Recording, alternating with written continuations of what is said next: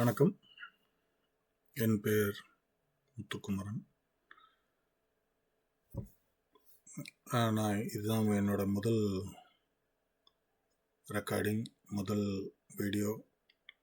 இதுக்கு முன்னாடி அனுபவம் இல்லை, அதனால் கொஞ்சம் பொறுத்துக்குங்க. ஏதாவது சின்ன மிஸ்டேக்ஸ் ஏதாவது இருந்துச்சுன்னா. நான் இன்னைக்கு முதல் வீடியோங்கிறதுனால பிள்ளையாரை பற்றி பேச போகிறேன். இவர் தான் பிள்ளையார். நான் பொய் சொல்ல மாட்டேன், அதுக்கு உதாரணம் இதுதான். இவர் தான் பிள்ளையார். நீங்கள் யார்கிட்ட வேணாலும் கேட்டு தெரிஞ்சுக்கலாம். இவருக்கு 2-3 பேர் இருக்குது. விநாயகர்,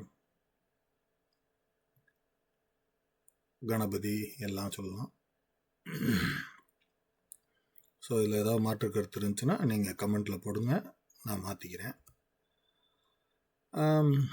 என்ன இதில் என்ன பேசுகிறதுக்கு இருக்குது அப்படின்னு யோசிப்பீங்க. கடைசியில் அது உங்களுக்கு புரியும் என்ன பேசுகிறோம் அப்படிங்கிறது. ஆளுக்கால் ஒவ்வொன்று சொல்லுவாங்க. ஒரு குரூப் புத்தரை தலையை வெட்டிட்டு தான் யானையோட தலையை வச்சு பிள்ளையாராக மாற்றிட்டாங்க அப்படிம்பாங்க. ஒரு குரூப் இல்லை ஆசீர்வாதத்தில் பிள்ளையார், அதாவது யானை தான் அறிவுக்கு ஒரு மிகப்பெரிய அடையாளம். அதனால் ஏன்னா யானைக்கு ஞாபக சக்தி அதிகம் அப்படிங்கிறதுனால, ஸோ அதனால் அதை உருவமாக வச்சுருந்தாங்க. பின்னாடி அது குட்டி யானையாக இருந்தது அப்படியே மாறி மாறி மாறி மாறி கலைத்திறன், அவங்கவுங்களுடைய கலைத்திறனுக்கு தகுந்தப்போ கொஞ்சம் கொஞ்சம் முன்னே எக்ஸ்ட்ராவாக ஆட் பண்ணி இவர் இந்த ரேஞ்சுக்கு வந்திருக்காரு. இப்போ உங்களுக்கே தெரியும், பிள்ளையார் எப்படி வேணாலும் மாற்றலாம். கையில் துப்பாக்கியோடு வச்சுக்கலாம், அம்பு ஈட்டியோட போய்க்கலாம், எதை வேணாலும் கையில் கொடுத்து இவர் தான் பிள்ளையாருன்னு சொல்லிக்கலாம். ஏன்னா அந்தளவுக்கு ஒரு ஃப்ளெக்சிபிலிட்டி பிள்ளையாரை கும்பிட்றவங்கக்கிட்டையும் பிள்ளையார் மேலேயும் இருக்குது. அந்த ஃப்ளெக்சிபிலிட்டி போயிடக்கூடாதுங்கிறது தான் முக்கியம். எதை வேணாலும் கையில் கொடுத்துக்கலாம், எப்படி வேணாலும் மாற்றிக்கலாம். ஏன்னா அவர் நம்மளுடைய சாமி, நம்மளுடைய கடவுள். இதில் மாற்று கருத்தெல்லாம் எதுவும் தேவையில்லை. இது எதுக்கு இந்த படம் எதுக்கு காமிக்கிறேன் அப்படிங்கிறது, இது ஒரு ஆசீர்வாத கோயில். இது ஒரு ஃபேமஸான ஆசீர்வாத கோயில். நிறைய பேர் சொல்லுவாங்க எதுக்காக அந்த இது வந்துச்சு அப்படின்னு. இது இந்த நிறைய பேர் இந்த புத்தரையும் மர்கலி கோசலரையும் குழப்பிக்குவாங்க. இது மர்கலி கோசலரா புத்தரா அப்படிங்கிறதெல்லாம் பிரச்சனை வரும் எல்லாருக்கும். மர்கலி கோசலருங்கிறவர் ஆசீர்வாதத்துடைய குரு, ஐயனார், மர்கலி கோசலர் இவங்கெல்லாம் கடவுள் இல்லைன்னு சொல்லி, அதாவது ஏறக்குறைய இறைவன் மறுப்பாளர்கள். கடவுள் இல்லைன்னு அப்படி சொல்லலை, அவங்க ரொம்ப அதை தூக்கி தலையில் வச்சுக்கிட்டு இது பண்ணாதீங்க அப்படிங்கிறது தான் அவங்களுடைய கான்செப்ட். நமக்கு அதெல்லாம் தேவையில்லாது. நம்ம பார்க்க வந்தது வேற. நம்ம பார்க்க வந்தது அதை பற்றி பின்னாடி வரேன். மர்கலி கோசலர் தான் புத்தருக்கே வழிகாட்டின்னு சொல்லுவாங்க. ஸோ மர்கலி கோசலர் அதை பற்றி நமக்கு தேவையில்லாது. சரி, நமக்கு பிள்ளையார் எப்படி உருவானாருங்கிற கதையெல்லாம் நமக்கு தேவையில்லை. நம்ம இப்போ பேச வந்தது பிள்ளையார் வழிபாடை பற்றி. ஆக்சுவலாக ஒரு சிலருக்கு மட்டும்தான் தெரியும் எந்த ஒரு வழிபாட்டு முறையாக இருந்தாலும் சரி, எதுவாக இருந்தாலும் சரி, ஒரு சில சமூகங்கள் தான் அதை கடத்திக்கிட்டு வர்றாங்க தொடர்ச்சியாக.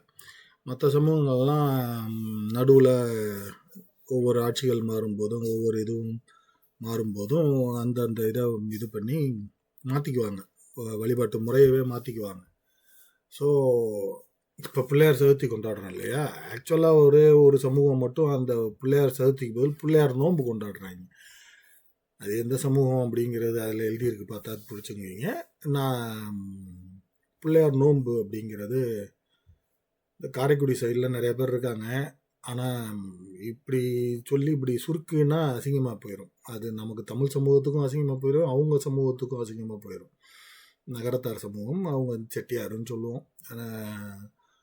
உங்களுக்கே தெரிஞ்சிருக்கும், நகரத்தார், செட்டியார், காரைக்குடி, செட்டிநாடு, இந்த அதெல்லாம். ஸோ அவங்க யூஎஸ்ஆ இருந்தாலும் பிள்ளையார் நோன்பு கொண்டாடுவாங்க, ஆஸ்திரேலியாவாக இருந்தாலும் பிள்ளையார் நோன்பு கொண்டாடுவாங்க. எந்த ஊருக்கு போனாலும் அவங்க பிள்ளையார் நோன்பு கொண்டாடுவாங்க. அவங்க இந்தியாவில் தான் கொண்டாடுவாங்க, அப்படின்னுங்கிற அதை தான் சொல்ல வந்தேன். அவங்க வந்து எங்கே போனாலும் அந்த வழிபாட்டு முறை, அவங்களுடைய வாழ்க்கை முறை இதெல்லாம் அவங்க வந்து கொண்டு போவாங்க.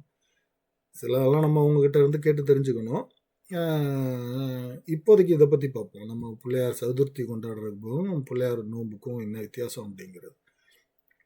கார்த்திகை தீபத்துலேருந்து 21 நாள் கொஞ்சம் ஸ்ட்ரிக்டான நோன்பெல்லாம் இருந்து, அதாவது இந்த நான்வெஜ் சாப்பிடாம அது இது இந்த மாதிரி நிறையா விஷயங்கள்லாம் பண்ணி அவங்க அந்த பிள்ளையார் நோன்பை கொண்டாடுவாங்க.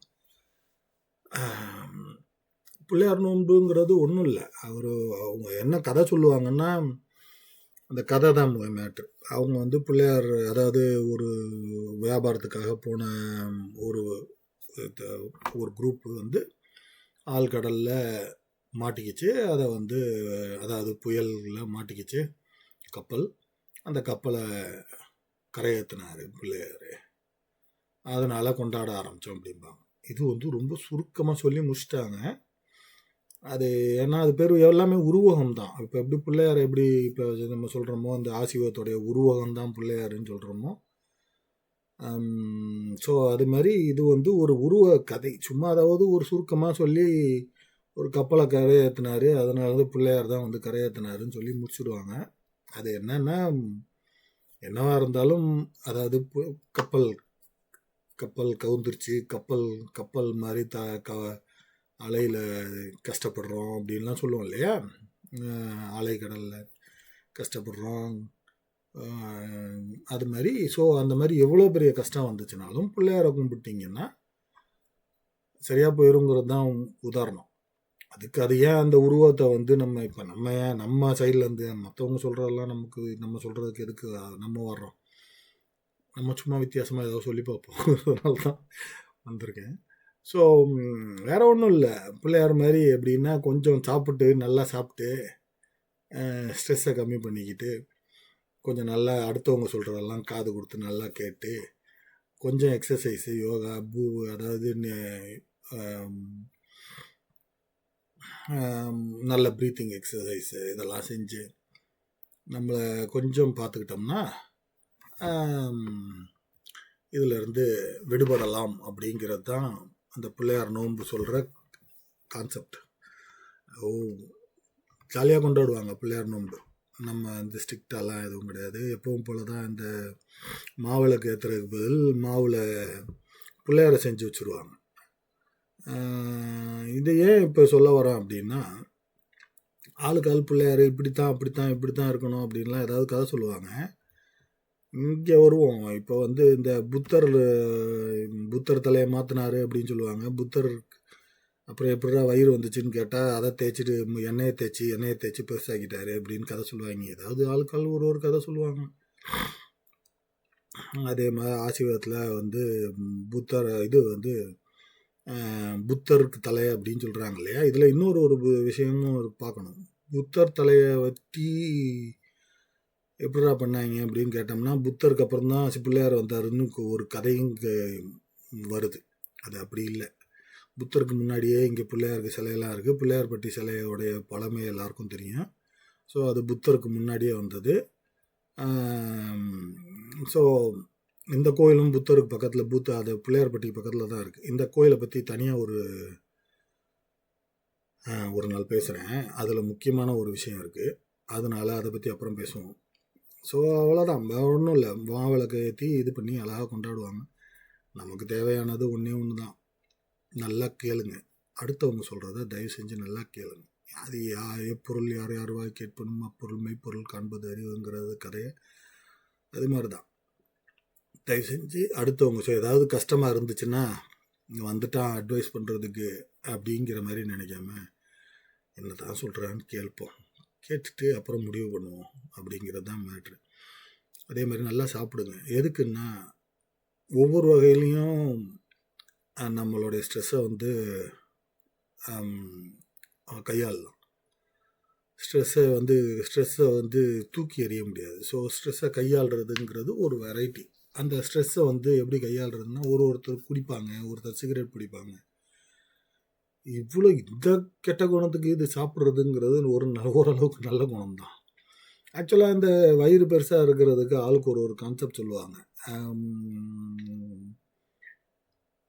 ஜென் அந்த புத்த இதில் வந்து இந்த ஜென் புத்த துறவிகள் மாதிரியே ஒரு புத்த துறவிகள் ஒரு குரூப் இருக்காங்க. அவங்க வயிறு பெருசாக இருந்துச்சுன்னா அவர் தான் பெரிய துறவி அப்படின்னு ஒரு கதை சொல்லுவாங்க. அதுக்கு என்ன காரணம் சொல்லுவாங்கன்னா, அவருடைய நெஞ்சு வந்து அவர் ப்ரீத்திங் எக்ஸசைஸ் பண்ணி அவருடைய நெஞ்சு வந்து வயிறுக்கே வந்துருச்சு. அதனால அவர் வந்து வயிறை ரிலாக்ஸ் பண்ணி அவர் வந்து அந்த காற்றை இழுப்பாங்க. அதெல்லாம் நம்ம அவ்வளோ சீரியஸெல்லாம் அவ்வளோலாம் போக வேண்டாம். ஏதாவது கஷ்டமாக இருந்துச்சுன்னா பிள்ளையாரை வேண்டிக்கிங்க. பிள்ளையார் மூஞ்சியை பார்க்கும்போது நமக்கு என்ன ஞாபகம் வருது? காது பெருசாக இருக்கா? சொல்கிறத கேளுங்க, அடுத்தவங்க சொல்கிறத கேளுங்க. தும்பிக்கை இருக்கா? தும்பிக்கை என்ன? வளைஞ்சு கொடுங்க. எப்போ பார்த்தாலும் முறைச்சிக்கிட்டு எங்கே பார்த்தாலும் இது பண்ணி நிற்காதீங்க. உங்களுக்குன்னு ஒரு நாள் வரும்போது நீங்கள் நிமிர்ந்து நின்றுக்கலாம். அப்போ அதில் வெயிட்டை தூக்கலாம். சம்மந்தம் இல்லாத நேரத்துலலாம் மண்டையை போட்டு உடச்சிக்கிட்டு ஸ்ட்ரெயிட்டாக தான் இப்படித்தான் வாழ்வேன், இப்படித்தான் இருப்பேன் அப்படின்னு சொல்லிட்டு வாழாதீங்க. கொஞ்சம் வளைஞ்சு கொடுத்துங்க. இந்த இப்போ அந்த தந்தம் உடஞ்சதுக்கு ஒரு கதை சொல்லுவாங்க, மகாபாரதத்தை எழுதினாரு அப்படின்னு. நம்ம கணக்கு மகாபாரதத்தை அவர் எழுதினாரா அதெல்லாம் நமக்கு தேவையில்லாது, சரிங்களா? சொல்ல முடியாது. மகாபாரதத்தை எழுதினதுனால கூட அவர் வந்து பிள்ளையாரை உட்கார வச்சுருந்துருக்கலாம். மகாபாரதத்தை இவங்க வந்து மொழிபெயர்த்து மாற்றும் போது ஏதாவது பண்ணியிருக்கலாம். இதே தான் நம்ம ஊரில் எல்லா ஊரும் பண்ணிக்கிட்டு இருக்காங்க, இடைச்சொற்கள் அது இதுன்னு. ஸோ யார் எதை எழுதுனான்னு தெரியாது. நடுவில் ஒரு 4 குரலை சேர்த்து விட்டுற வேண்டியது, நடுவில் 4 வரியை சேர்த்து விட்டுற வேண்டியது, இந்த மாதிரியெல்லாம். ஸோ அதனால் நமக்கு தெரியாத விஷயத்த நம்ம பேச வேண்டாம்.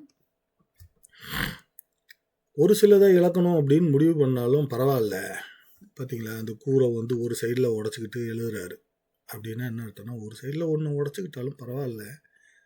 அதாவது ஏதாவது சின்னதாக இழக்கிறதுனா ஒன்றும் தப்பு ஒன்றும் இல்லை கஷ்டத்தில் அப்படின்னா அதை இழக்கலாம். அதுக்காக மானத்தை இழந்தெல்லாம் வாழணும்னு அவசியம் இல்லை. அந்த மாதிரிலாம் சொல்ல வரல. ஸோ அவ்வளோதான். இந்த வயிறை பற்றி நான் ஏற்கனவே பேசிட்டேன். ஸோ இதுதான் விஷயம். இதுதான் அந்த ஜென் புத்தன் சொன்னேன் இல்லையா, அதை பற்றி. நமக்கு தேவை இப்போ என்ன? காது நல்லா கேட்குறதுக்கு, வயிறு சாப்பிட்றதுக்கு. அதுக்காக சாப்பிட்டுக்கிட்டே இருக்கிறதில்ல. அந்த ஸ்ட்ரெஸ்ஸை வந்து மடை மாற்றுறதுன்னு சொல்லுவாங்க. அதாவது எப்படி வேணாலும் அதை வந்து ஹேண்டில் பண்ணலாம். நான் பிள்ளையாரை வச்சு கண்டுபிடிச்ச ஒரு வழி, ஓரளவுக்கு சாப்பிட்டுட்டு கொஞ்சம் சாப்பிட்டோம்னாலே கொஞ்சம் ஸ்ட்ரெஸ்ஸு குறையும். அது வந்து இதில் சைக்காலஜிலையும் இருக்குது. அதாவது ஸ்ட்ரெஸ்ஸை ஹேண்டில் பண்ண முடியாமல் சாப்பிட்றாங்க அப்படின்னு சொல்லி. ஸ்ட்ரெஸ்ஸை ஹேண்டில் பண்ண முடியாமல் எல்லோரும் சாப்பிட்றதில்ல. ஸ்ட்ரெஸ்ஸை ஹேண்டில் பண்ண முடியாமல் எல்லோரும் வந்து பலர் வந்து சிகரெட் பிடிப்பாங்க, பலர் வந்து தற்கொலை பண்ணிக்குவாங்க, பலர் வந்து தண்ணி அடிக்க ஆரம்பிப்பாங்க. இந்த மாதிரி தவறுகள் செய்கிறதுக்கு பதில் வீட்டுக்குள்ளே உட்காந்து கொஞ்சம் சாப்பிட்றது எக்ஸ்ட்ராவாக சாப்பிட்டு கொஞ்சம் வயிறு வளர்ந்துச்சுனாலும் அதுக்கப்புறம் குறைச்சிக்கலாம். ஸ்ட்ரெஸ்ஸு போகிறதுக்கப்புறம் கொஞ்சம் நல்லா நிம்மதியாக வாக்கிங்லாம் போய் குறைச்சிக்கலாம். அது ஒன்றும் பெரிய பிரச்சனையெல்லாம் இல்லை. ஓகே, எனக்கு தெரிஞ்சதை சொன்னேன். புதுசாக கண்டுபிடிச்சி நான்லாம் எதுவும் சொல்லலை. எனக்கு தெரிஞ்சது மற்றவங்க சொன்னதை கேட்டதை சொன்னேன். இதுதான் என்னோடய முதல் வீடியோ. இதில் ஏதாவது சின்ன சின்ன தவறுகள் இருந்தால் மன்னிச்சுங்க. அடுத்தடுத்து நான் கொஞ்சம் கொஞ்சமாக பழகிக்கிறேன். மிக்க நன்றி. வணக்கம்.